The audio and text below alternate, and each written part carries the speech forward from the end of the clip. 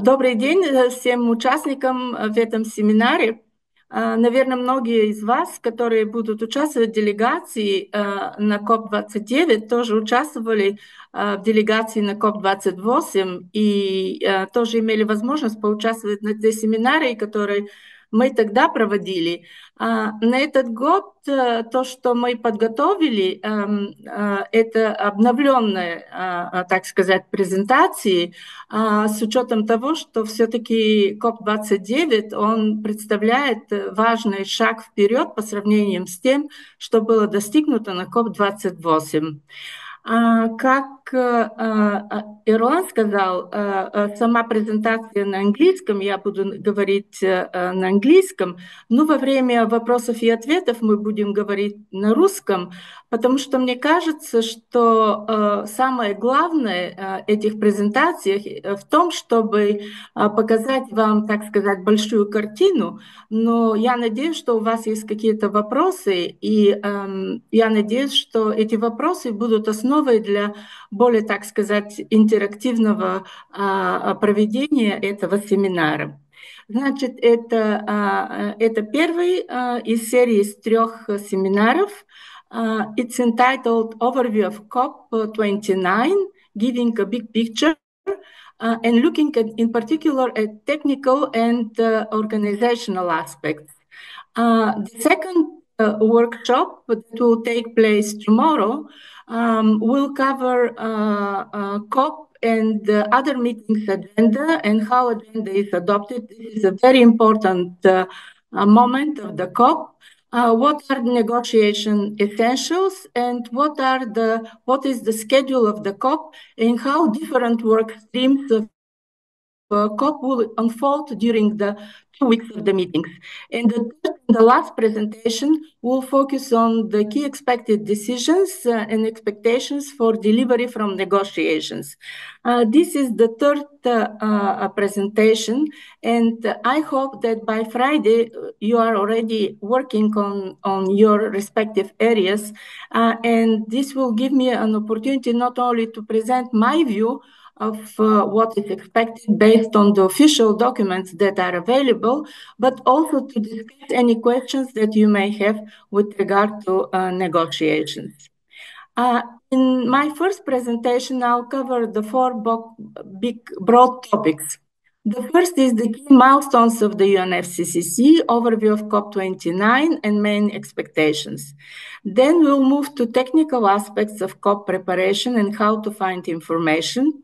It looks maybe a little bit trivial for anybody who did not have the task to find information on the COP, but it's not such a straightforward matter, and I hope the presentation in this part will provide you with useful insights.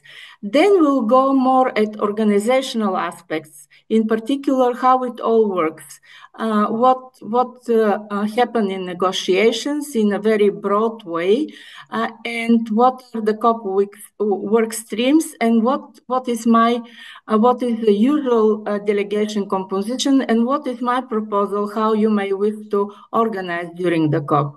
And we'll conclude with the non-negotiation part, which is the Global Climate Action Agenda, organization of site events, and how to engage in COP. COP stands for the Conference of the Parties. And on my next chart, you can see the key milestones in the UNFCCC process that are reflected through different COPs that have taken place in the last almost 30 years. It starts with 1995 when the first conference of the parties took place in Berlin after the adoption in 92 of the Climate Convention and then its entry into force in 94. Then another important COP is the COP11, which was at which the Conference of the Parties to the Kyoto Protocol, or CMP, was also convened in 2005, which happened after the Kyoto Protocol was negotiated in 97, and it entered into force, I believe, end of 2004 or beginning of 2005. As you can see, there is a huge gap between negotiations of the protocol and its entry into force and the first CMP. And the reason is that the US, who participated in negotiations of the protocol very actively, made a statement that they are not joining the protocol, which created some issues with regard to entry into force. And only after Russian Federation ratified the protocol, only then there were the status of ratification provided for meeting the conditions for entry into force, which are included in the protocol. Another important milestone is the Paris Conference in 2015, when the Paris Agreement was adopted. The agreement entered into force unusually quickly in 2016, when the first conference of the parties of the parties to the agreement took place, because countries were very motivated to give life to this agreement, because it was quite important in terms of advancing international climate change agenda and effectively addressing climate change. And I have chosen to show also the last conference, COP28 in 2023, that took place in Dubai, because of two reasons. First of all, this was the first conference when the first global stocktake, which is the ambition mechanism under the Paris Agreement, took place. And it's also the first conference when parties address not emissions of greenhouse gases as such, but sources of their emissions, and send a very strong signal in terms of moving away from fossil fuels. Then a few words about the COP. The COP, but looking at the COP from a legal perspective. And the Climate Convention as a climate treaty provides the legal foundation for the COP. It defines the COP as the supreme decision-making body of the convention, and all states that are parties to the convention are represented at the COP. And this is important because this is the body at which they review the implementation of not only of the convention, but also of the other legal instruments that COP may adopt. The COP takes decisions which are necessary to promote effective implementation of the convention, including institutional and administrative arrangements and so on. And when we speak about the COP, we usually use it for to signify a meeting of the three different bodies that represent the supreme decision-making bodies of the three linked but yet different climate treaties. This is the COP under the convention, the CMP under the Kyoto Protocol, and CMA for the Paris Agreement. Also, another important task for the COP is the review of implementation, which it does using it's a very broad undertaking. And this is organized using as input relevant reports, the so-called implementation report, and reports which are submitted by parties on their emissions and the actions that they have taken with regard to mitigation and adaptation. And this is important for you because many of you are also engaged in work on transparency at the national level. COP meets every year unless parties decide otherwise, and we had one case during the COP pandemic that COP did not meet, but still we under the leadership of the presidency, the Secretariat was able to organize virtual high-level events in the place of the COP. As I mentioned already that the first COP took place in Berlin, Germany in March 1995, and Angela Merkel, who was for 4 mandates Chancellor of Germany, at that time she was a young Minister for the Environment and she was the first COP president.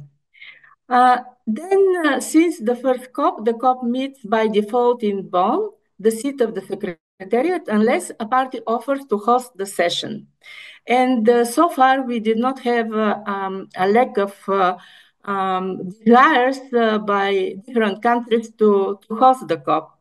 And just as COP venue rotates, the COP presidency also rotates among the five recognized UN regions, which are Africa, Asia, Latin America and Caribbean, Central and Eastern Europe, and Western Europe and others. So this year COP that will take place in Baku is hosted by a country that represents Central and Eastern Europe. Very briefly on the COP role and functions in advancing international climate policy.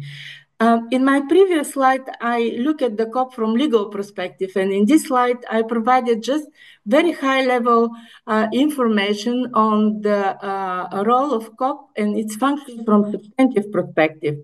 And actually, in more kind of political framing, not legal framing, COP is a climate summit where parties and other stakeholders get together to negotiate climate treaties, which are the Climate Convention, Kyoto Protocol, Paris Agreement, and advance international climate change policy, which is kind of called advanced implementation.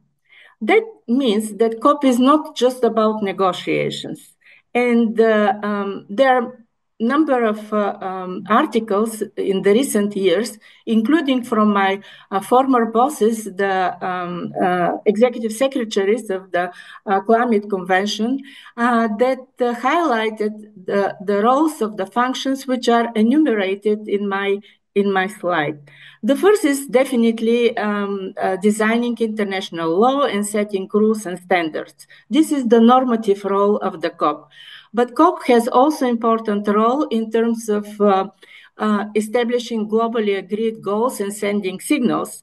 And we all witnessed very important decisions that were taken at COP28 in terms of moving away from fossil fuels and establishing global goals on renewable energy and energy efficiency.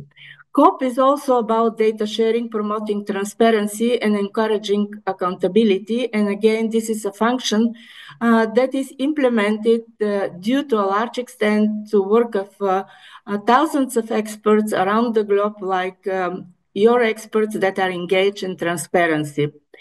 COP promotes awareness and learning of the how we address effectively climate change from both mitigation and adaptation perspective. Importantly, COP facilitates the provision of means of implementation and support. This includes finance, technology, and capacity building. And many observers are already calling COP29 a finance COP because the key most important delivery that is expected is on finance, and we'll speak extensively on this matter in particular during the last presentation, but also during this and the next presentation. COP helps to build engagement of stakeholders other than the governments in climate change process at both international and national levels.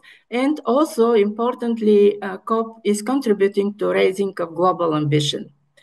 Since COP26 in Glasgow in 2021, when the last part of the Paris Agreement rulebook was adopted, in particular rules for Article 6, the focus of the COPs has shifted from negotiations to implementation.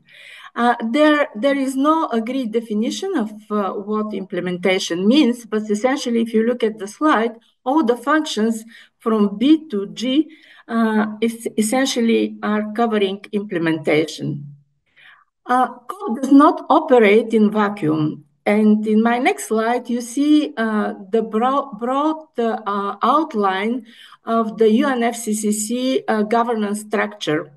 It includes governing bodies of the three legal treaties that I mentioned already, COP, CMP, and CMA.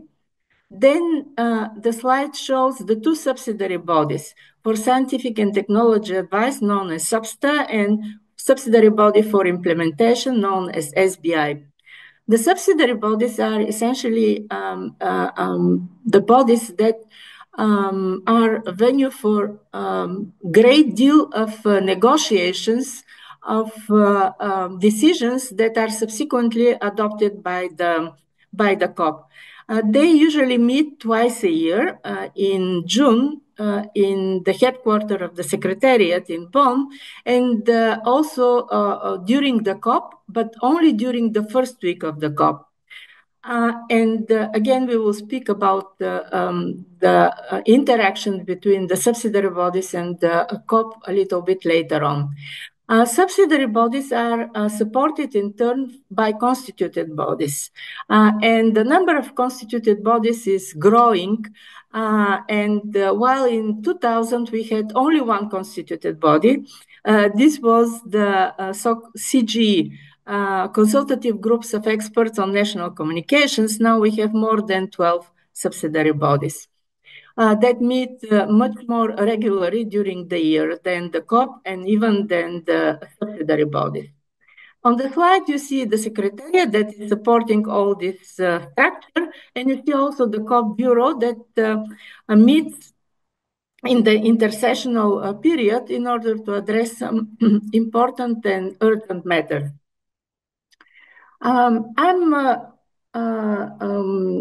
I wanted to stress that there is kind of continuity between the COPs, and each one COP builds on the success and, fortunately, in some cases, on the failures of the previous COP. But this is not the case of COP29.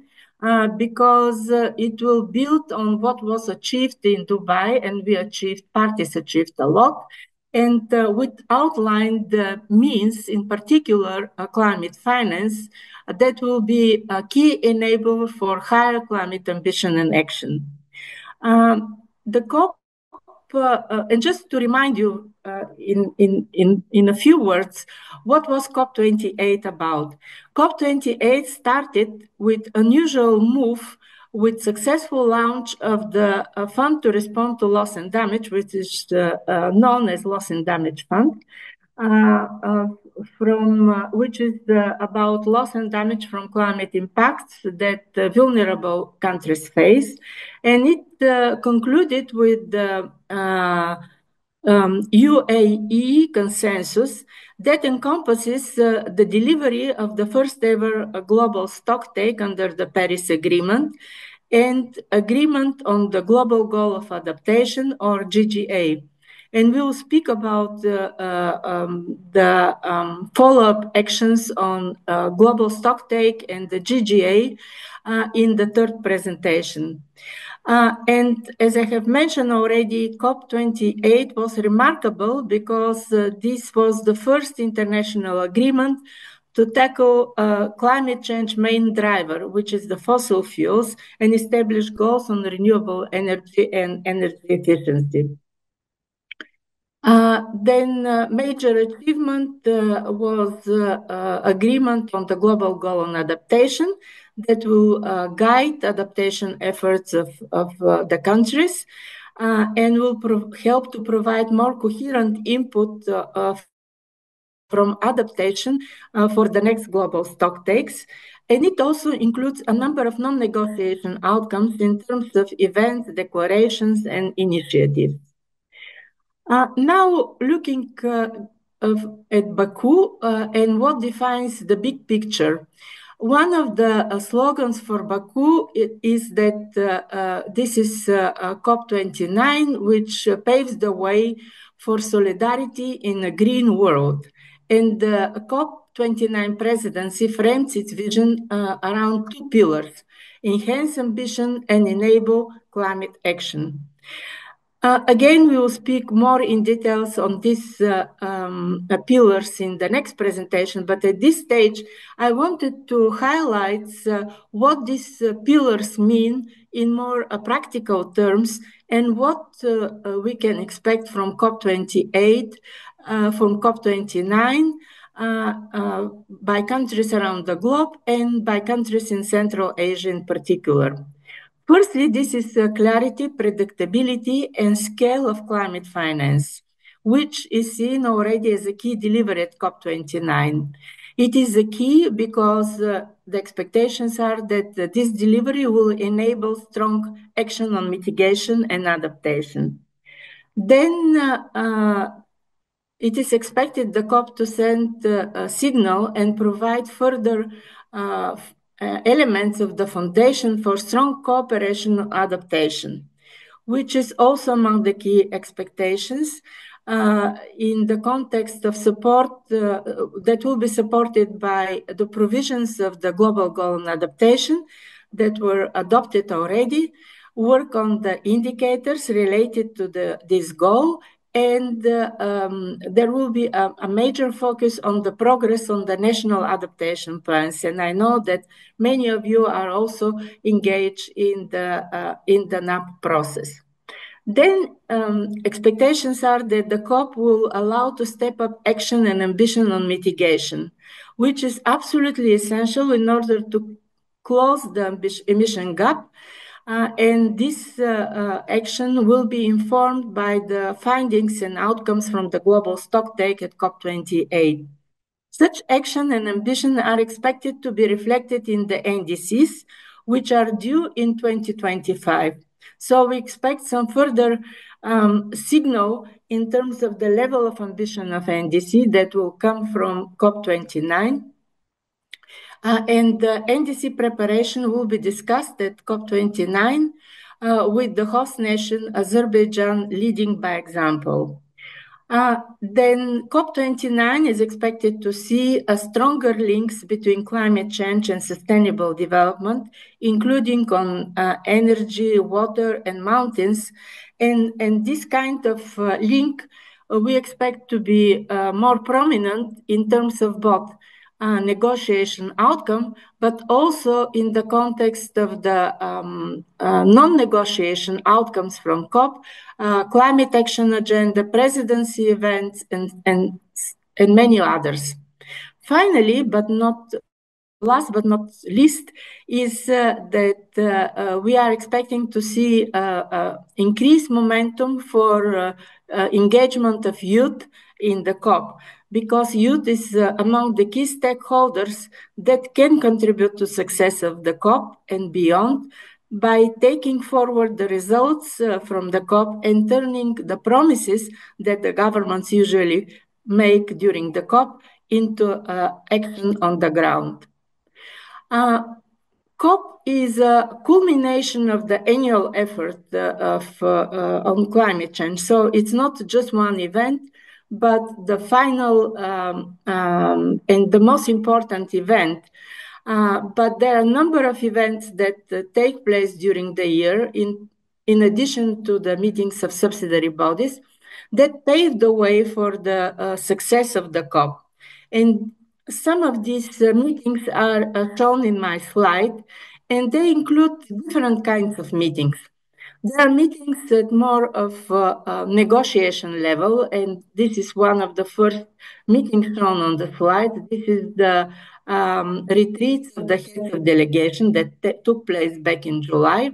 There are also a number of technical meetings like BTR workshops for regional groups, the meetings of the ad hoc group work program on the new collective quantified goal, or NCQG, on climate finance, which conducted a lot of meetings and where parties that were participating advanced their understanding of what is a desirable outcome, but what is also achievable outcome in terms of the NCQG. And there were also a number of high-level ministerial dialogues, such as the high-level energy dialogue that co-hosted by the International Energy Agency that took place on the margins of General Assembly of the UN, high-level ministerial dialogue of NCQG, and others. So this concludes my first part of the presentation, where I aim at giving you kind of big picture what is COP about, and in particular what is COP29. I did not provide further details at this stage because now you are preparing for the COP, and I kind of gave more priority to technical and organizational aspects, but hope that what I have shared with you gave you a kind of broad understanding of what is COP about and what is in particular COP29 about, and what are the main expectations. And we'll go much more in depth on these issues tomorrow and the day after tomorrow. But again, I'll stop here to give you a chance to ask questions if you have any at this stage. Erwan, and I take it that you look at the chat and also at the hands, and if there is anybody, you can give them the floor. Thank you very much. Back to you. Thank you, Katya. So far, we have no any questions in chat and no hands raised. I have a question, Ella. But anyway, Sorry. Гульмира, Меня слышно, да? Шатек, да, слышно, конечно, Да, пожалуйста. здравствуйте. Да. Сори. Да, у меня есть несколько вопросов. Первый вопрос. Как вы думаете, Катя, с учетом того, что выборы США, будет ли по NCPG все-таки принято решение? Потому что, честно сказать, исходя из экспертных обсуждений, как будто там вопрос не решится. Я просто к тому, что продвинемся ли мы по этому вопросу и стоит ли на него так прям, как сказать, делать ставки, да? Это один вопрос. Второй вопрос, что я хотела еще спросить. Вы пока можете ответить, я еще вспомню свои вопросы. Я что-то раз заметки не сделала. Спасибо, Шатик. Я думаю, что это исключительно важный вопрос. Он очень политический, но и поэтому я могу только поделиться моим личным мнением. Я думаю, что Donald Trump, who is already president-elect, basically, will have very different... Sorry, я перейду опять на русском. Будет иметь... у него будет очень разный второй мандат по сравнению с первым мандатом. И почему я думаю так? Значит, во-первых, конкретно по отношению к климату, already, когда у него была эта кампания на предыдущем мандате, он сказал, что один из его первых актов будет, чтобы он прекратил участие Соединенных Штатов в Парижском соглашении, и он это сделал. Несмотря на это, конечно, США, Соединенные Штаты, они продолжали участвовать в процессе, но, конечно, они были намного менее активными, чем по сравнению с периодом до того, как Парижское соглашение было договорено. На этот раз, во-первых, он не сделал никакие эти обещания во время кампании, что он будет предпринимать какие-то меры, чтобы Штаты больше не участвовали в Парижском соглашении. Это первое. Во-вторых, вся система в Штатах, как в каждом большом государстве, у них есть какая-то инерция. И более конкретно, во время президента Байдена был принят огромный пакет мер, которые имеют как конечную цель участие всех бизнесов и так далее, индустрии в уменьшении эмиссий. И этот пакет предоставлял довольно большие субсидии для того, чтобы осуществлять эти меры. И, в принципе, одним из результатов было увеличение конкурентоспособности индустрии Соединенных Штатов. Так что и этот вопрос очень тесно связан с участием Штатов в Парижском соглашении. И уже я уже читала некоторые статьи, причем даже и в таких респектабельных журналах, как Foreign Relations и другие, что уже сами бизнесы, они не хотят, чтобы этот пакет был, как так сказать, его действие было прекращено, и это как-то тоже связано с Парижским соглашением. Так что я думаю, что Штаты будут иметь более такую умеренную позицию по отношению к климату и по отношению к финансам по сравнению с первым мандатом Дональда Трампа. Конечно, Штаты будут не настолько проактивны в переговорах по финансам, как они были до сих пор. Но я не считаю, что они будут препятствовать, так сказать, достижению договоренности по поводу этого глобальной цели по финансированию.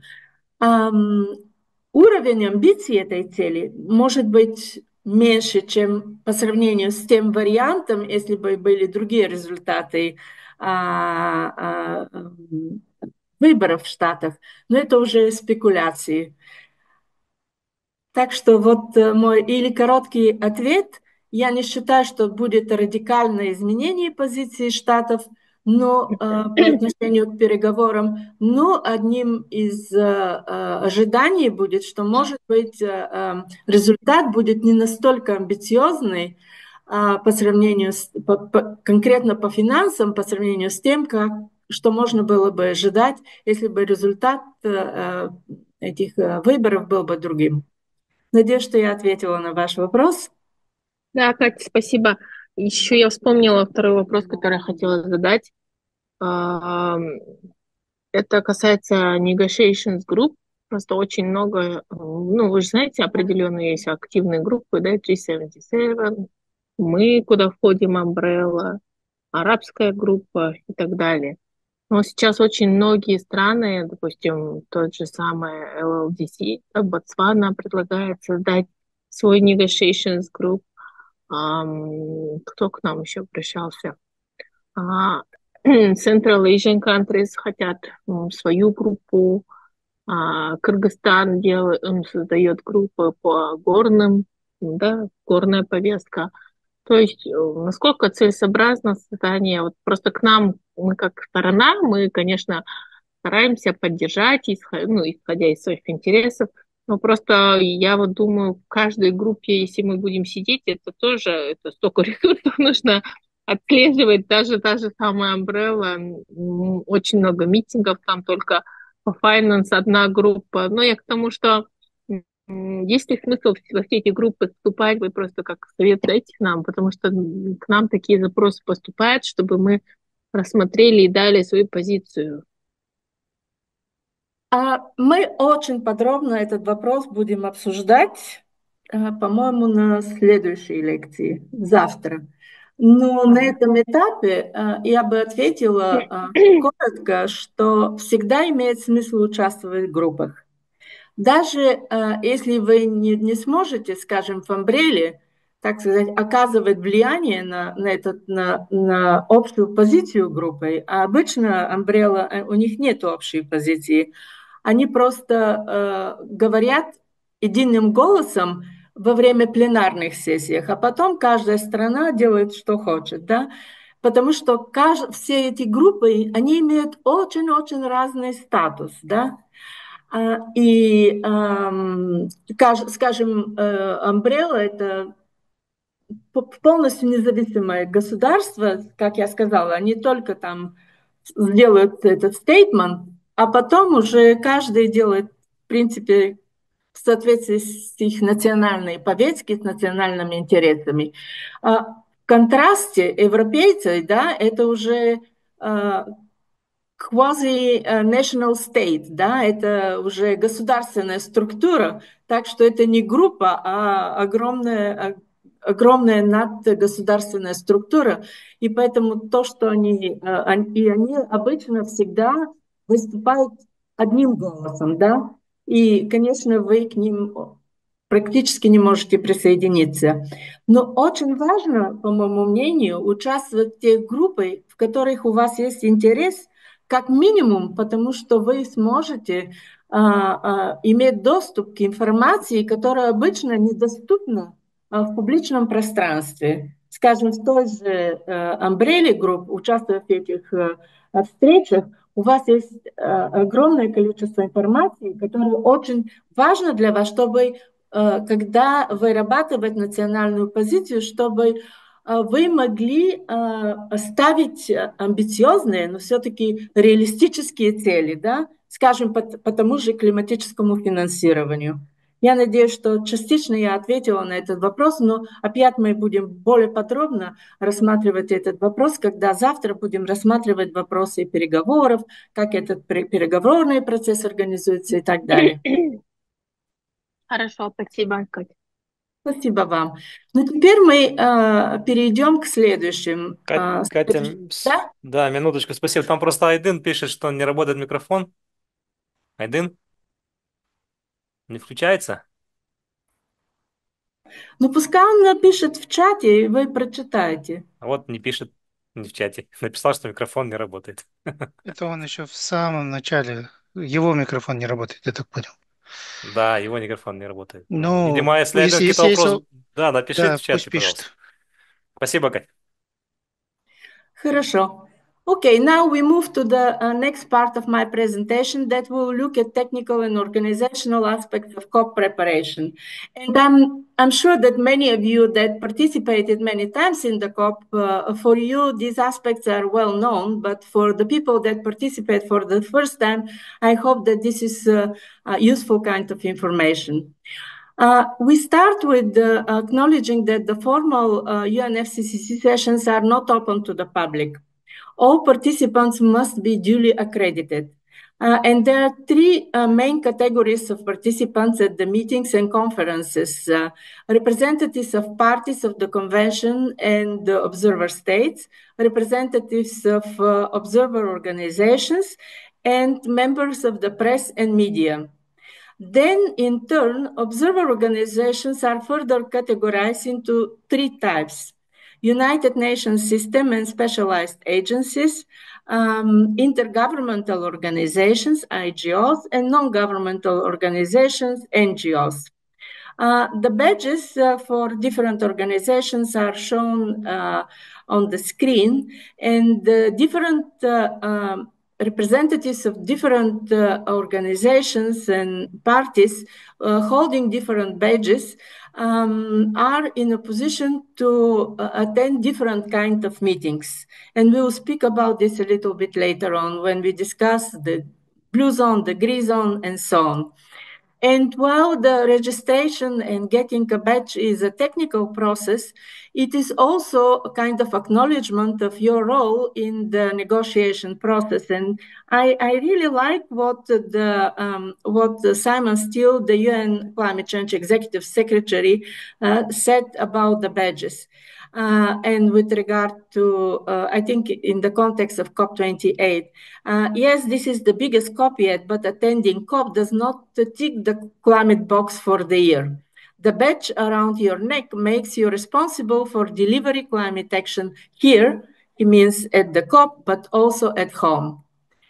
The UNFCCC National Focal Point is responsible for communicating the names of the delegates to the UNFCCC and registering them in a specialized system, which is called online registration system, before the start of the session. This includes regular members of the delegation, the head of the delegation, all the ministers, and also even the president. I would encourage everybody through the National Focal Point to ensure that their registration is done well in advance so that there is no pressure on the National Focal Point in the last moment. Then, upon nomination, delegates receive a letter of acknowledgement, email from the Secretariat, which is very important for you to apply for the visa, and if you need a visa. And if you need a visa, I would encourage you to apply immediately after you receive this letter, because it takes around 2 or 3 days to get a visa. Then registration take place upon your arrival at the COP venue.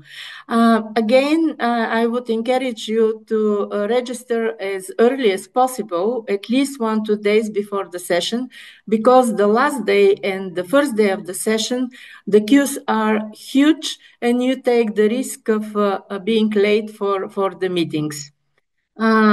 Then when you arrive at the venue for the registration, please don't forget both passport and acknowledgement letter, which are very important for the people that serve the registration desk to easily identify you on the online registration system and to provide you with a badge that needs to be worn all the times when you are at the conference venue. The badge is with your name and the country. And there are a number of actions that needs to be taken with regard to participation of your president and your ministers in various kinds of events. This information is on the website. And one of the deadlines, just to mention that one of the deadlines that expired a long time ago is the registration of the president for the speaking slot at the high-level segment that expired at 24th of September. Now, important from organizational point of view for you to know that, and especially for new delegates, is that the COP comprises of two zones, the blue zone and the green zone. The blue zone is the zone which is the venue of the formal meetings, and this is where you need to wear your badge all the time.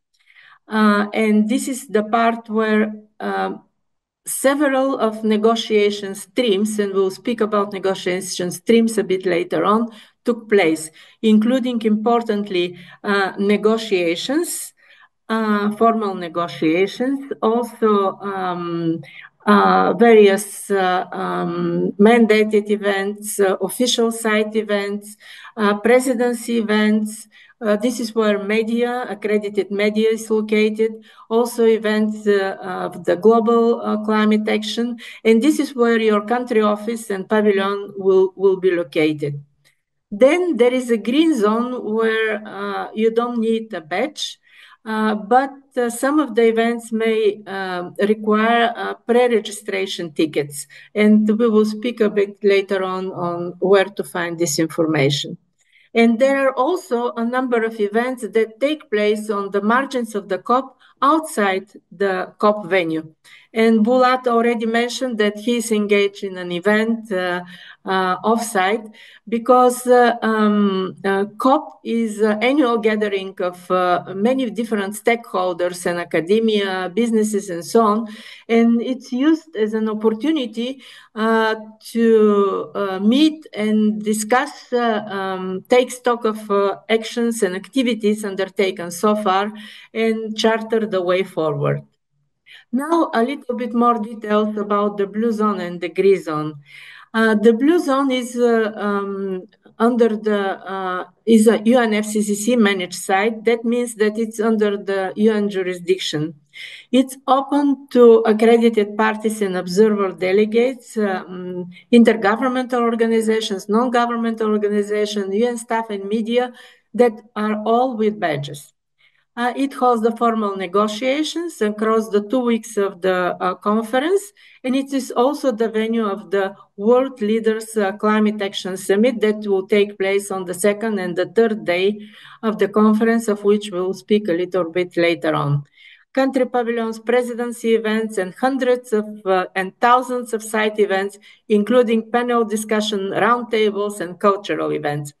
I just wanted to share with you that the first COP in which I participate as a scientist was COP2 in Geneva. And at that COP, essentially 95% of, there were no different zones, and 95% of the meetings were meetings which focus on formal UN negotiations. And there were hardly 10 or 20 site events. And this non-negotiation part of the COP grew over the years, but it got a very important boost at COP21 in Paris, when in the so-called cover decision of the COP, for the first time there was a very important acknowledgement in a formal UNFCCC document of the importance of engagement of stakeholders that are usually participating in non-negotiation events that are not linked to negotiations. In particular, the global climate agenda, what we have now in global climate agenda, and the Marrakesh partnership. And this is why we have the so-called green zone.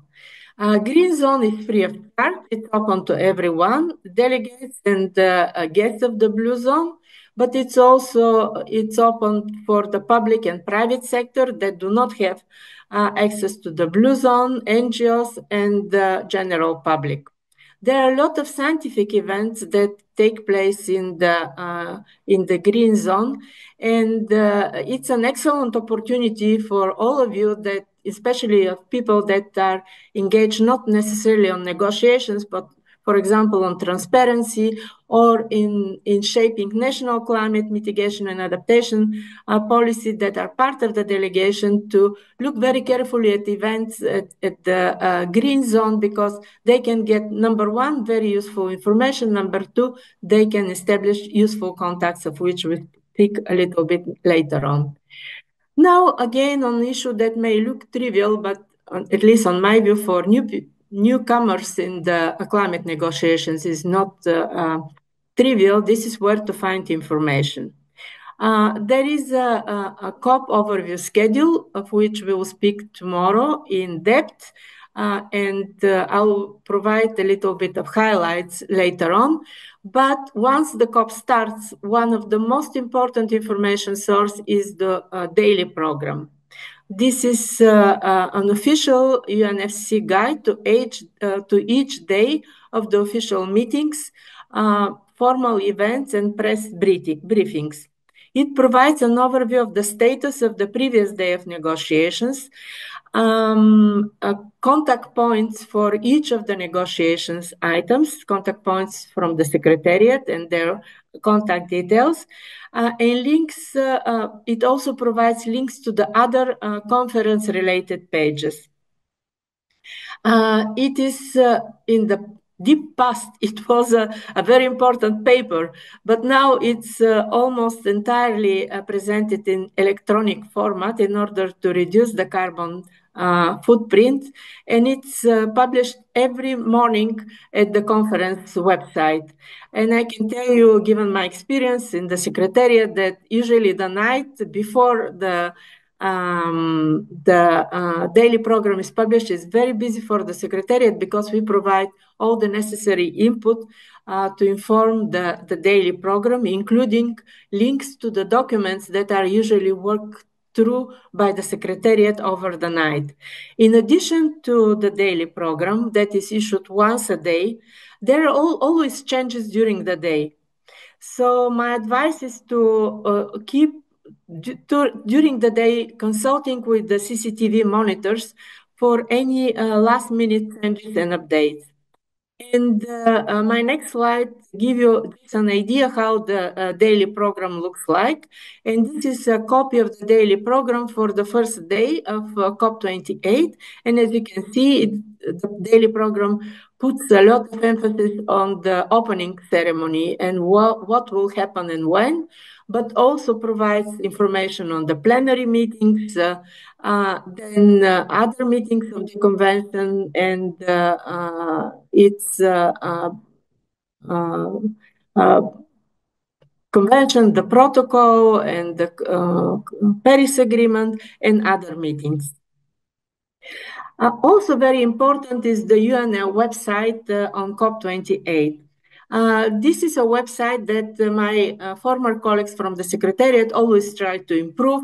But even for me, who participated in the UNFCCC process for almost 30 years, it's sometimes quite complicated to find information. But once you go to the UNFCCC COP29, Then you have this site which has 4 tabs. And I think the most, at least on my view, the most important are the second and third tab. And this is what I showed in the print screen on my next slide, on my current slide. The one is the tab that leads you to the documents for the session. And you can see here all the bodies that meet. And when you click, it opens the agenda to the body with each of the agenda item leading you to relevant documents so that you don't need to search elsewhere for documents, but you can look at the agenda and your documents for your item. And the second most important tab of this site is the tab that gives you the schedule. And I advise that after the meeting, maybe for those that did not have a chance so far, to go on these all tabs and in particular to look at the schedule. There is also a tab on the news and another tab, but they are not as important, at least on my view, as these 2 tabs. So this is what I wanted to share with you in terms of the conference venue, in terms of badges, in terms of where to find information, daily program, and so on. And we'll be happy to respond to any questions before we move to the third and last part of my presentation. Yerlan, back to you. Да, Кать, спасибо большое. Коллеги, участники, будут вопросы? Если есть вопросы, можно поднимать руку, либо включать микрофон. Спасибо. Я написал вот в чат, мне НПО российское обещало сделать регистрацию и приглашение для пропуска, и что-то у них до сих пор еще тянут, они там ждут Это, к кого-то. сожалению, не наш вопрос был, это вопрос наркоминистерства. Ну да, они же в чате Шатык и так далее, как это легко сделать? Но это я предлагаю в отдельном порядке было, потому что, чтобы время не отнимать у участников. Да-да, хорошо. Руслан, вы подняли руку, да? Да, спасибо большое, коллеги. Очень, кстати, полезная информация для нас. Мы тоже планируем от имени компании принять участие. И вы знаете, такой вопрос хотел бы узнать. Мы понимаем, что большая часть мероприятий, она, естественно, будет закрыта или ограничена, да, как бы допуск. Только высокие лица, ну или там по ограниченности и так далее. Скажите, а будут ли транслироваться онлайн? Планируется ли, например, трансляция таких важных событий, как климатический саммит, как отдельная там будет сессия по метану большая, интересная. Вот как нам, скажем, простым гражданам иметь возможность получить доступ к этой информации? Спасибо. Спасибо, Руслан. Это исключительно важный вопрос, потому что я сама не участвовала в некоторых из, скажем, в Глазго не участвовала, и мне приходилось смотреть на трансляцию. Хороший позитивный результат ковида явился в том, что очень большая часть этих встреч они транслируются. И если вы посмотрите, я вернулась обратно на предыдущий слайд, если нажмете на этот третий этап, там есть уже в этом меню таб, на котором, если кликнете, там можно видеть те события, которые транслируются, и тоже те события, которые уже прошли, но record of translation, он доступен. Так что многие из этих событий будут транслироваться. Но мне очень трудно на этот момент сказать, какие из них будут транслироваться. Но категорично это обычно это открытие конференции, оно транслируется, пленарные сессии КОПа и вспомогательных органов, собственно, FBI транслируется. Я считаю, что эта встреча по метану, она исключительно важная. Я очень рада, что вы уже, так сказать, ее идентифицировали. Я надеюсь, что она будет транслироваться, но я не могу дать никакой гарантии. Даже после этой встречи я постараюсь найти информацию для этой конкретной встречи. Она будет транслироваться или нет, но на этом этапе я не могу ничего сказать. КОП исключительно сложный процесс. И я могу дать только один пример. Значит, второй и третий день, да, КОПа, когда будет этот World Climate Leaders Summit, значит, будут идти в параллель несколько событий, и об этом мы попозже поговорим. Во-первых, в рамках лидеров, да, там будут 4 события, которые будут идти в параллели, одним из которых будет этот метан, да, встреча по метану. Потом будут идти официальные переговоры, да, во всяких группах. Потом будут идти всякие сайт-ивенты и другие мероприятия. Потом будут идти деятельности по линии этого GCA, Global Climate Action. Так что довольно сложный процесс, но я надеюсь, что в этой лекции, в этой презентации, в следующей презентации я дам вам такую big picture представление, как этот процесс организуется и на что можно и нужно обратить внимание. Но я обещаю тоже посмотреть конкретно для этой инициативы, будет ли вебкаст. В прошлом году, когда эту инициативу, там был лаунч этой инициативы, тогда, по-моему, не было вебкаста. Но на этот год я не знаю. Спасибо. Обратно к тебе, к вам. Да, спасибо, Кать. Уважаемые участники, будут еще вопросы? Да, у меня вопрос. Можно вопрос? Да, конечно, слушай. Даурен Жумабаев, у меня такой вопрос. То есть можете пояснить, кто от республики, скажем так, уполномочен принимать на себя обязательства в переговорном процессе? И вот в кейсе Казахстана я не слышал ни разу, чтобы там Казахстан там принял на себя на переговорах какие-то обязательства. То есть, насколько я знаю, обязательства принимаются через NDC, и там внутренние какие-то обязательства принимаются, там, допустим, на выступлениях президента, когда он объявляет о природной нейтральности. То есть, я не слышал, чтобы на КОПе казахстанская сторона принимала на себя какие-то обязательства. Можете, пожалуйста, пояснить, как Казахстан может принимать через эти переговоры на себя обязательства по снижению выбросов или какие-то другие обязательства? Спасибо за этот хороший вопрос. Как вы правильно отметили, обычно страна сама определяет, какие обязательства она может принять. И это является очень важной чертой Парижского соглашения, что нет процесса, через которого страну можно, так сказать, прижимать, чтобы она принимала какие-то обязательства. Страна сама должна принимать обязательства в рамках АНУВа, самое главное, которые связаны в основном с митигацией.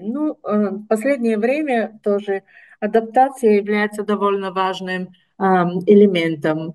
Во время самого КОПа тогда страна, делегаты, которые участвуют из Казахстана, которые участвуют в переговорах, они участвуют в переговорах по отдельным решениям в связи с повесткой дня. Да? И эти решения, они обычно имеют более такую, так сказать, оперативный характер.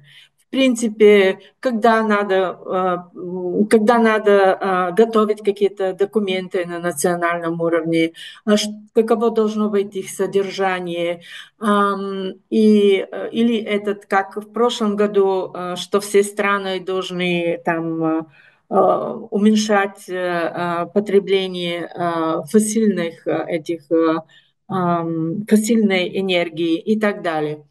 И во всех этих вопросах делегаты, страны принимают участие в переговорах, но, конечно, решения, которые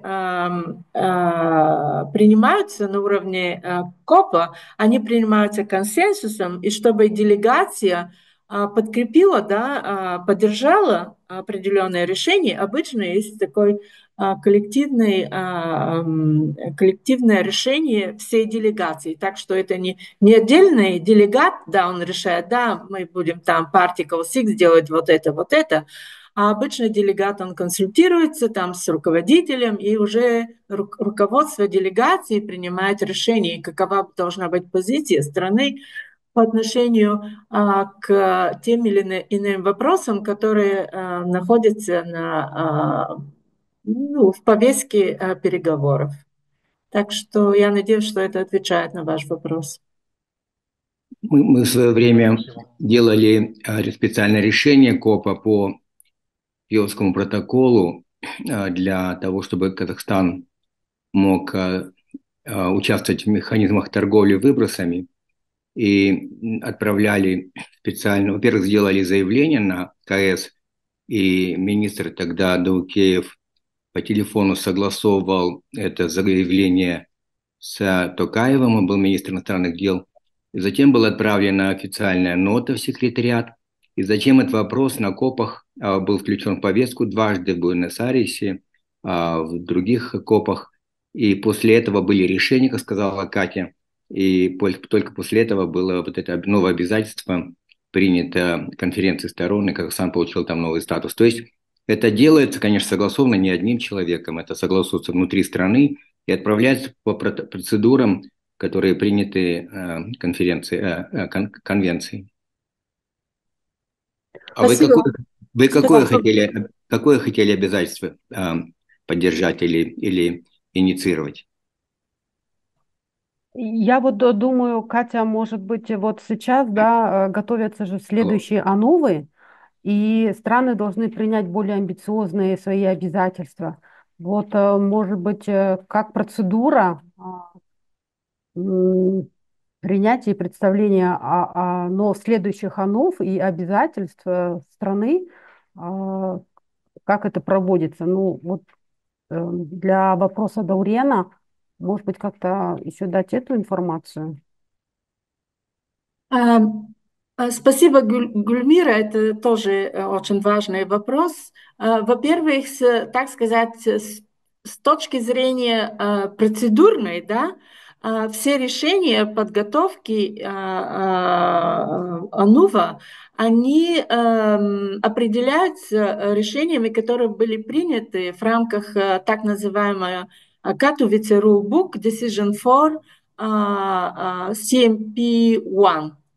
Во время, потому что оно содержит все элементы, которые были в переговорном процессе в контексте АНУВа, обсуждены, как они называли, clarity, transparency и так далее по АНУВу. Я уже забыла, какой там акроним был.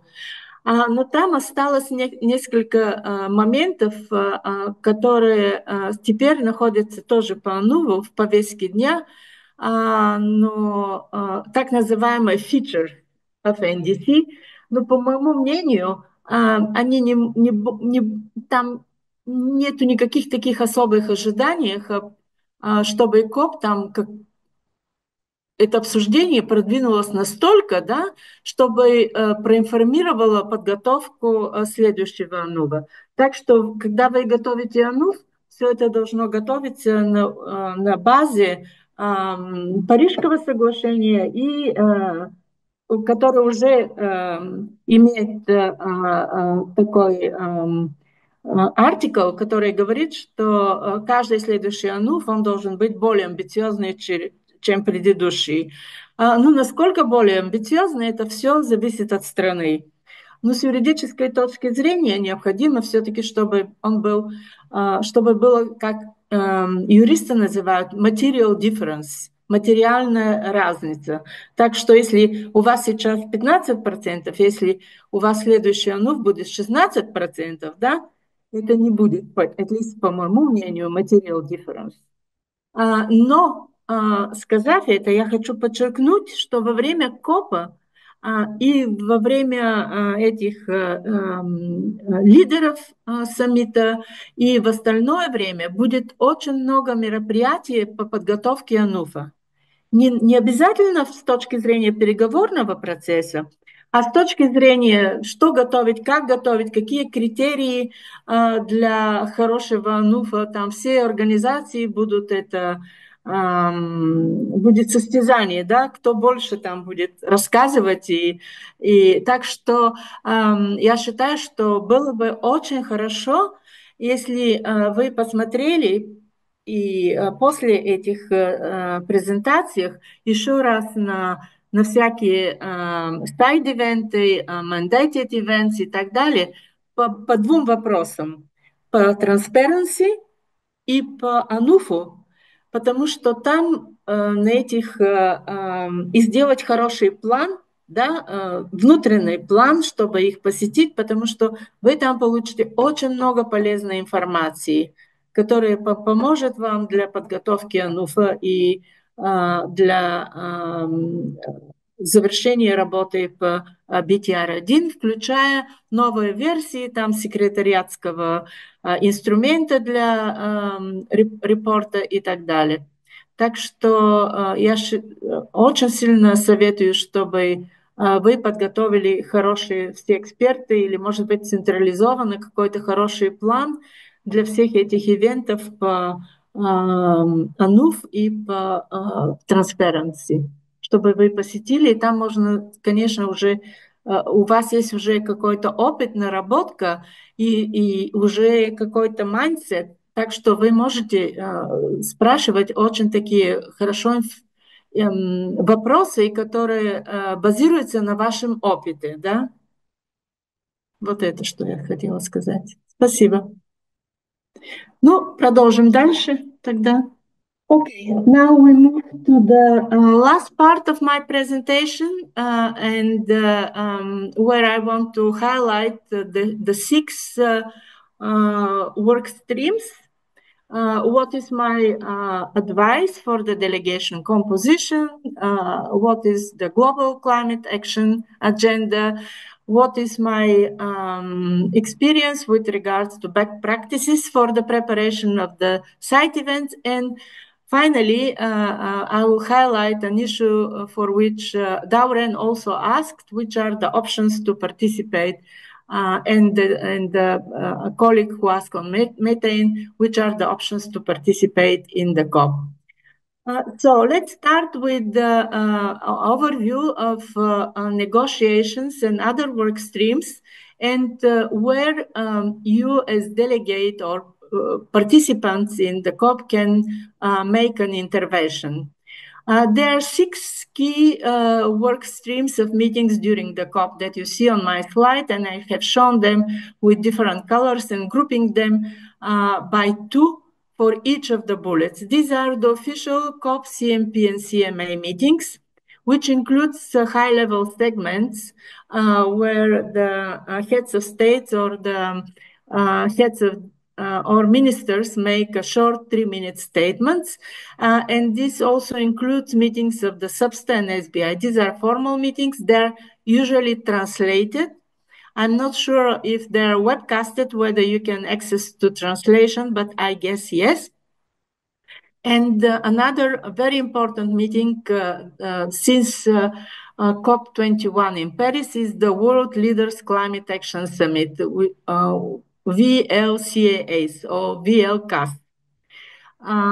which, as I have mentioned, also is comprises of four different streams of meetings.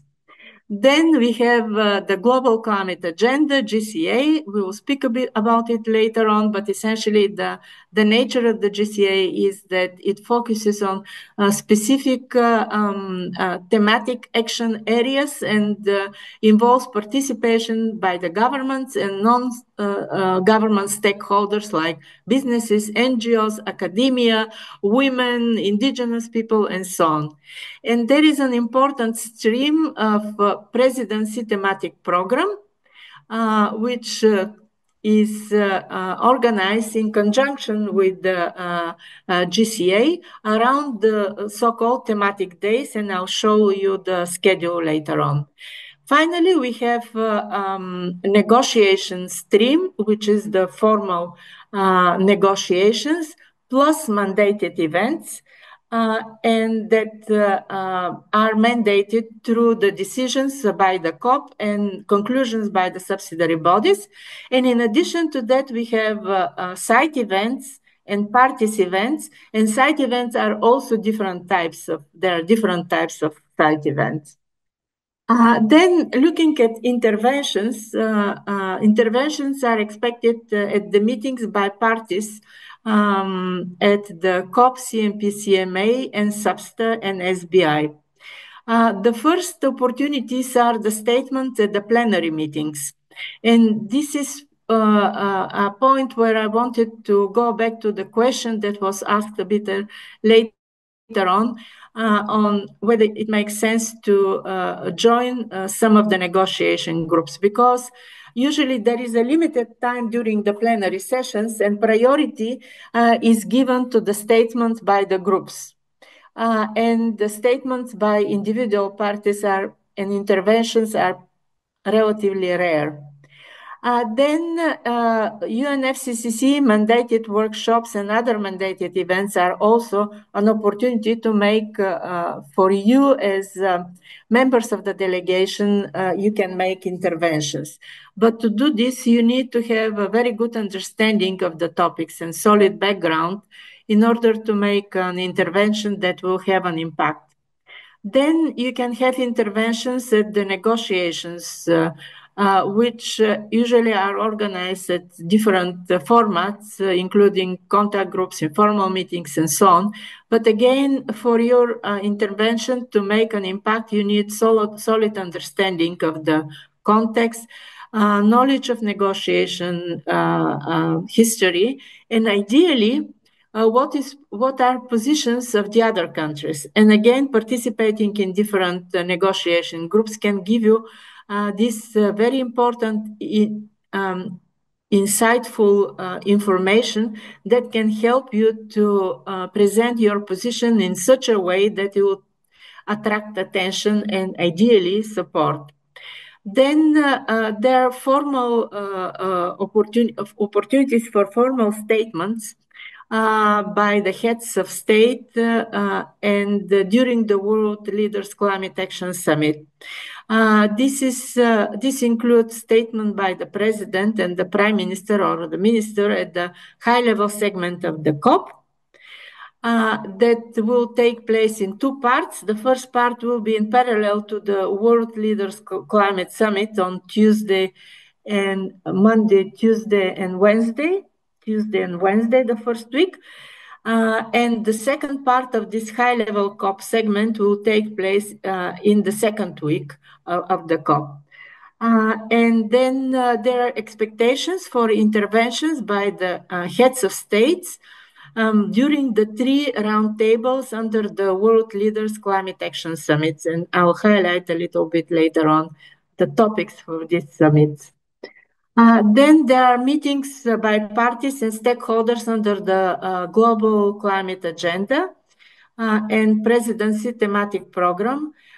These are events with participation of the governments, global leaders, and companies, and interventions are expected there by all stakeholders, but with the caveat that for some of the events, they can take place by invitation only because of various reasons. And one is practical reason, because some of the meeting rooms are with the limited capacity. And there are a number of informal meetings which are extremely important that take place in parallel to all these streams of activities. These are presidency consultations, meetings, bilateral and plurilateral meetings by parties, and site events with participation of all. Now on the compositions and the roles of members of the delegation in the UNFCCC process.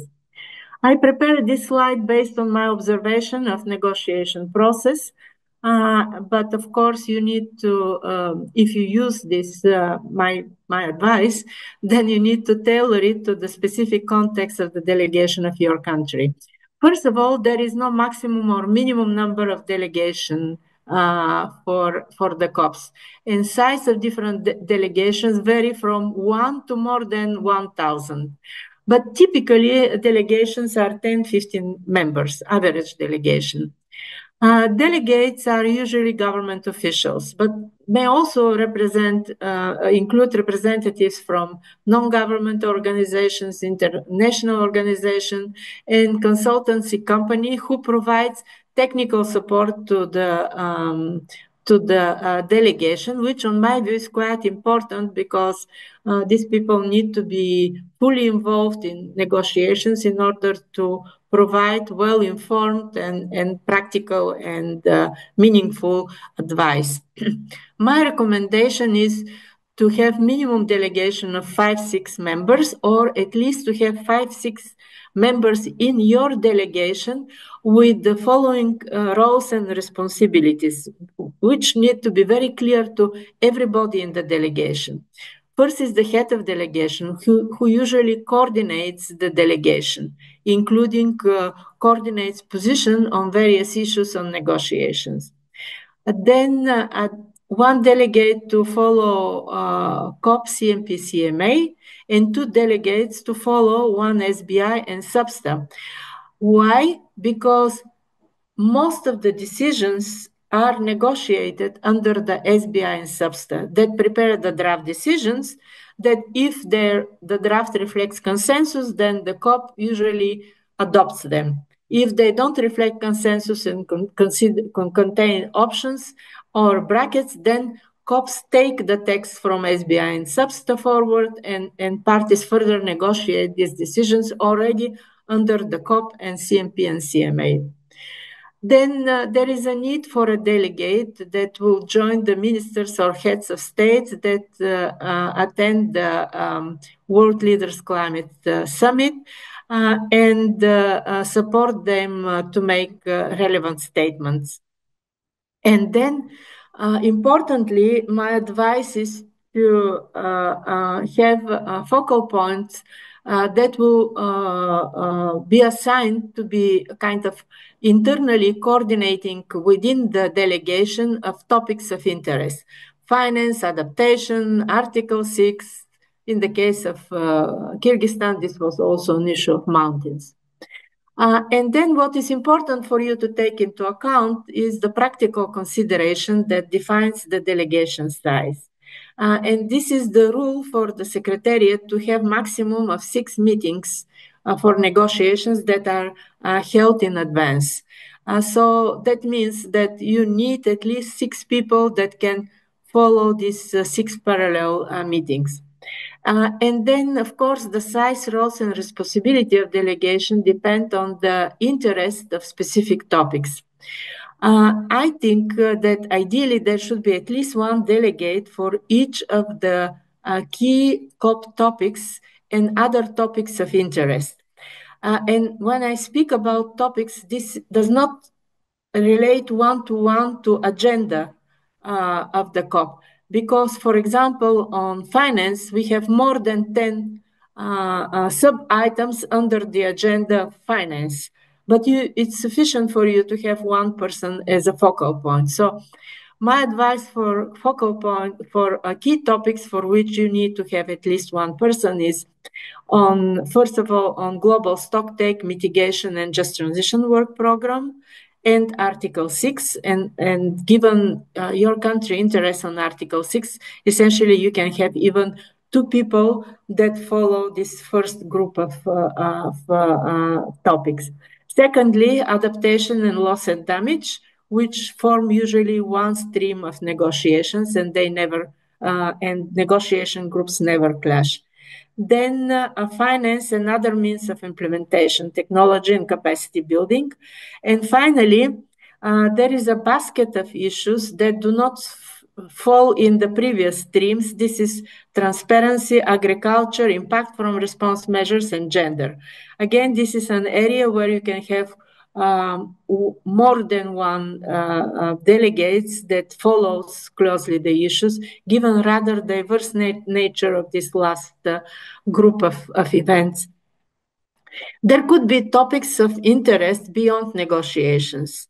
And there will be events on the action on climate empowerment, which covers education, training and public awareness, and also non-negotiations topics. Last year, for the first time, we had health, but also energy, finance, trade, urbanization, transport, youth, nature, food, agriculture, and water, oceans, and mountains. These are all topics on which you can pick and choose which to follow.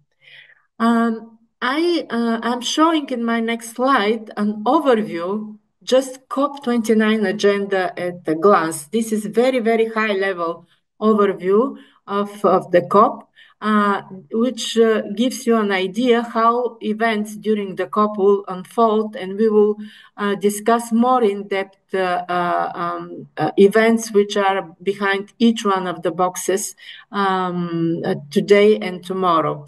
But essentially, the first day is the day of the formal COP opening, when plenaries of the COP and the subsidiary bodies will take place, and then negotiation groups will be launched that will continue their work throughout the whole COP period.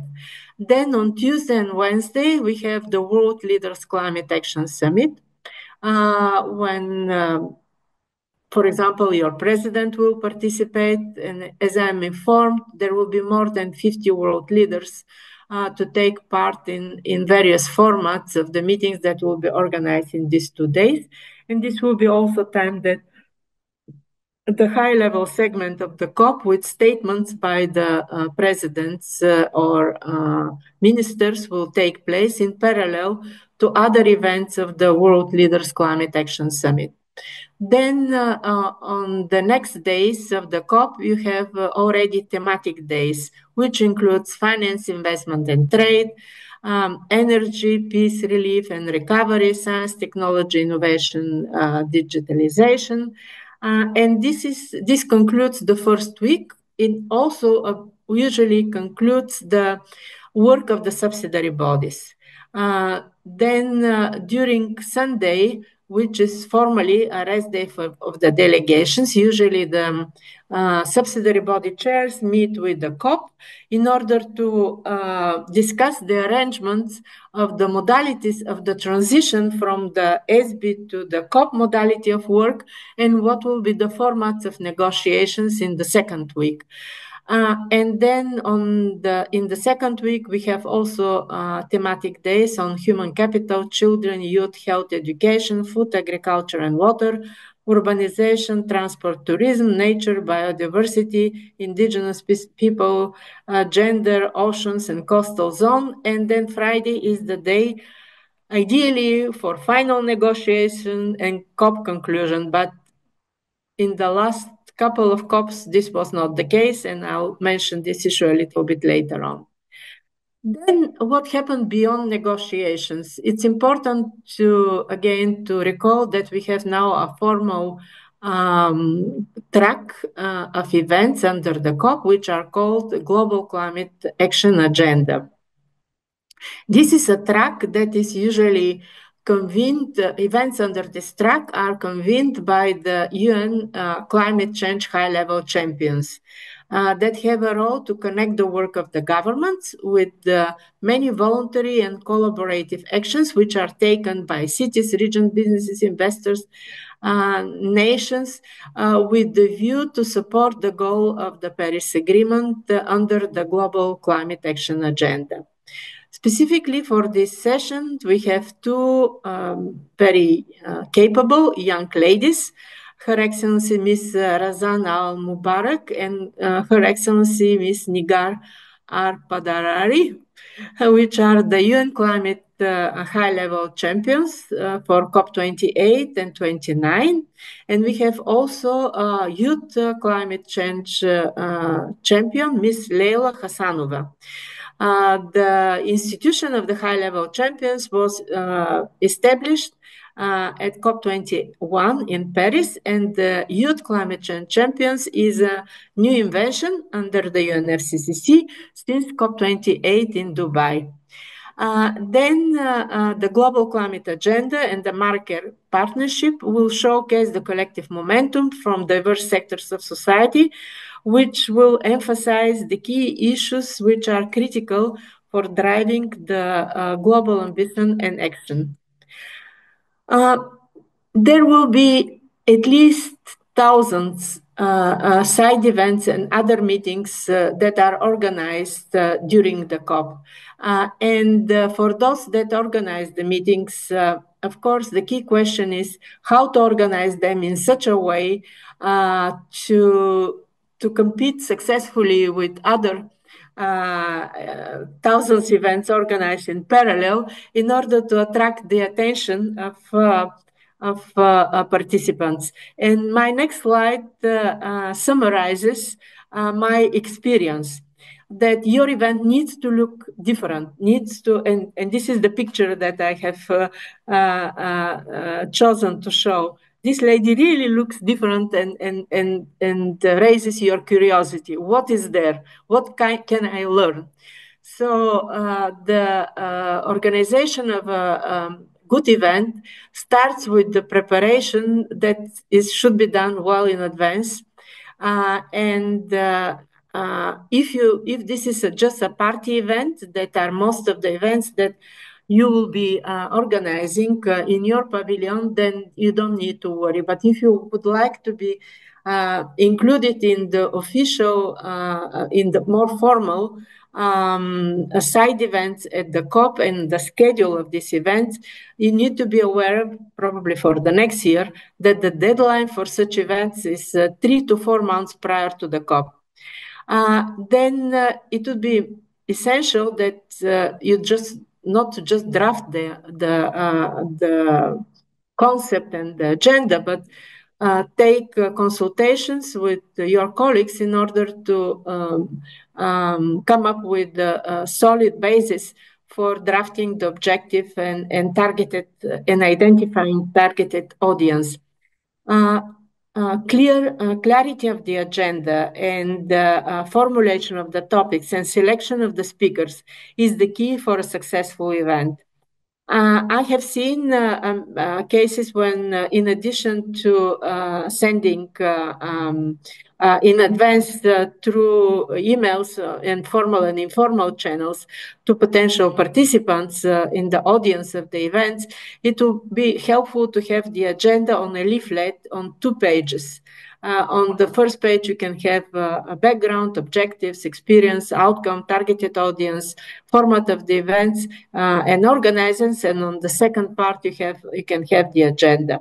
I have seen such leaflets distributed the day before, and people pick it up, and eventually they may draw their attention. What I think is important is that side event doesn't look like a lecture, but also envisages sufficient time for discussion and questions and answers. Also important is to have experienced moderator that have a good understanding of the subject and can moderate the event in engaging and vivid way so that people feel engaged and part of the process.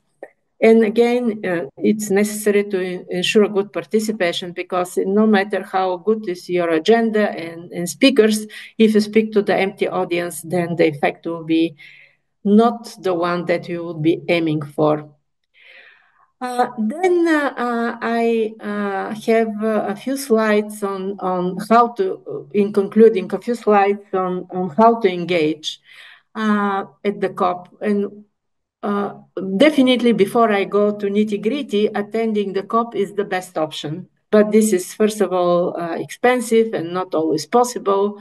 But you need to keep in mind that the COP is the annual summit on climate change. It's a mega event that is comparable in scale to Olympic Games.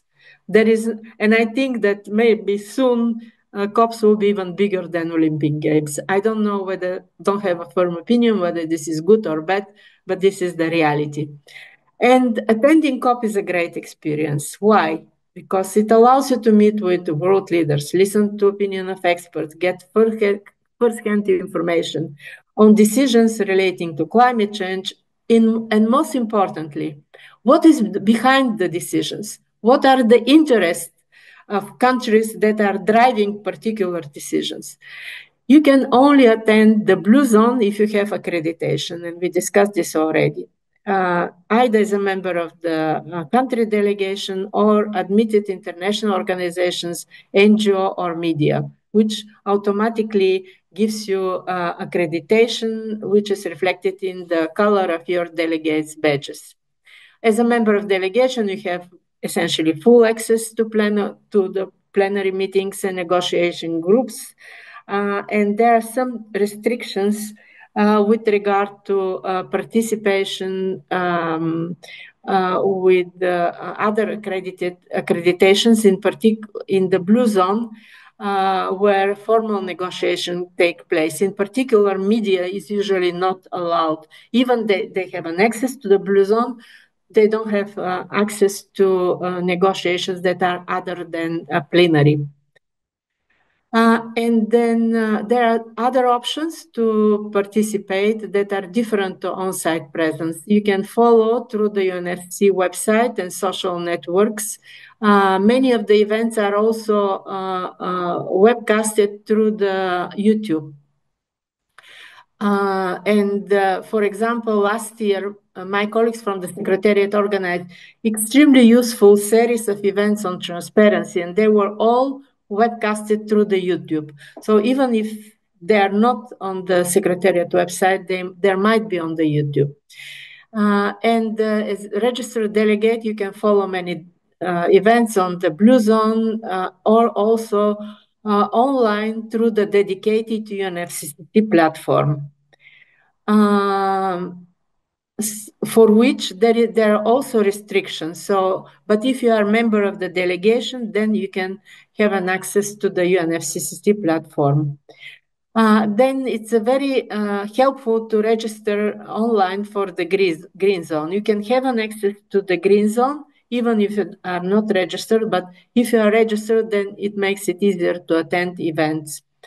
And then you can also, of course, engage in, we live in the era of social media, so you can engage in conversation and discussion related to COP29 through the social media or as a volunteer in organization that deal with climate change.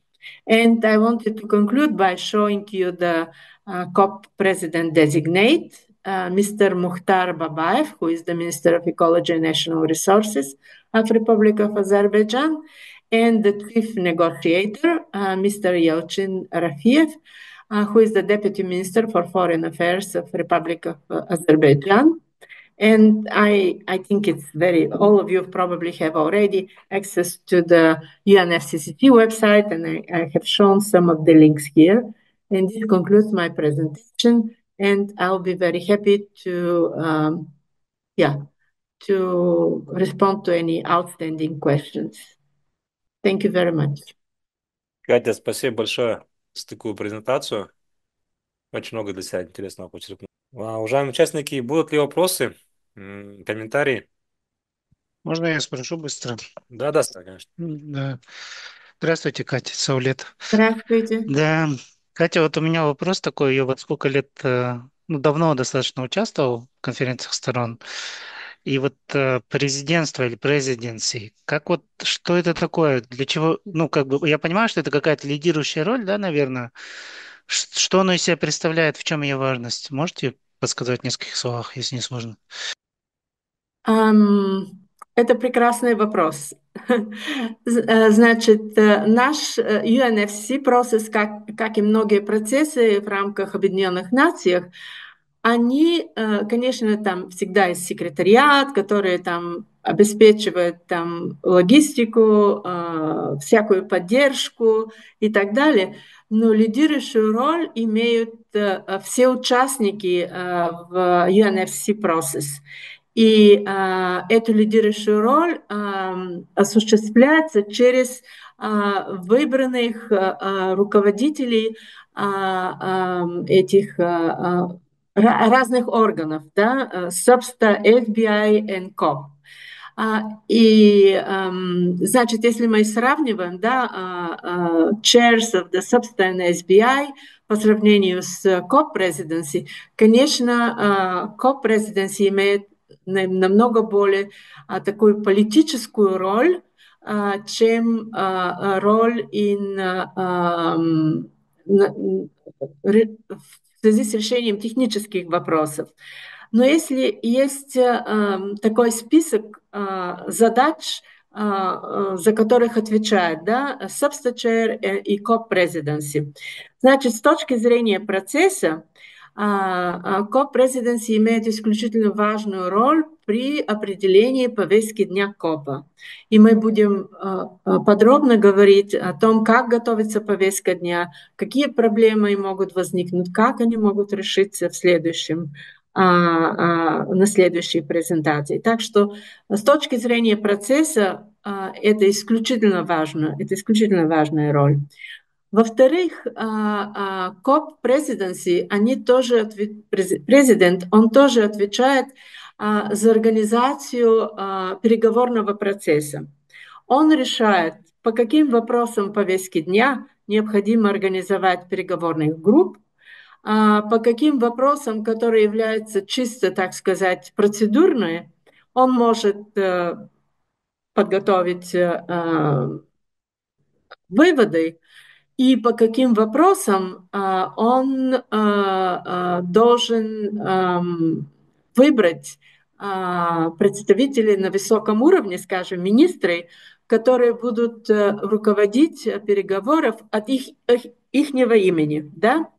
Так что и тогда уже COP-президент, он имеет такую роль уже, чтобы он менеджировал, да, на высоком уровне весь этот переговорный процесс и смотреть, где что происходит, и стараться балансировать между переговорными процессами, переговорами по разным вопросам. И, конечно, COP-президент имеет исключительно главную роль, когда уже обсуждается, так сказать, final deal или окончательный пакет. Тогда обычно уже все вопросы, политические вопросы, которые не могут решиться в отдельных переговорных группах, да, даже под руководством министров, тогда они все идут в одно целое, on the table of the president, и тогда он уже руководит переговоры в этой окончательной фазе переговоров, которая исключительно политическая, и тогда он устанавливает формат этого окончательного процесса. Если вы помните, в Париже этот президент фактически осуществлял переговоры на последнюю стадию через два процесса. Во-первых, у него был так называемый Комité de Paris, который практически был весь КОП, трансформировался в Комité de Paris, но параллельно он имел такую группу министров, практически многих министров, почти всех министров, с которыми он консультировался до того, как он представляет текст в этот Комité de Paris. Так что вот такова роль, по-моему, исключительно важная с политической точки зрения. И поэтому исключительно важна та работа, которую COP-Presidency проводит во время года. Потому что он участвует во всяких событиях, да, и он как-то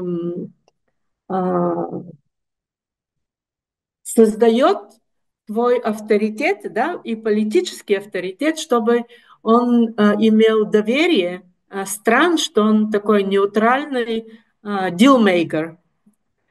Вот в этом заключается его роль. Можно Надеюсь, сказать, дирижер, да? Такой. Дирижер, да, Да, high наверное. level дирижер. Окей, хорошо. Вот, потому что для меня это всегда было интересно, что это такое. Спасибо большое. Да. Причем очень интересно, что даже я недавно читала такую статью, что президенция это не только президент. Тоже там эти главные переговорщики, другие люди, которые участвуют. И это иметь очень хорошую координацию, да, между этими официальными лицами является важным фактором успеха КОПа. И даже я читала такую научную статью недавно, что одна из причин, да, этого очень как-то неудачи в Копенгагене состоялась в том, что там были очень разные видения и президента, там, и главного переговорщика, и тех людей, которые поменяли в последний момент и так далее. И та же самая статья показывала, что как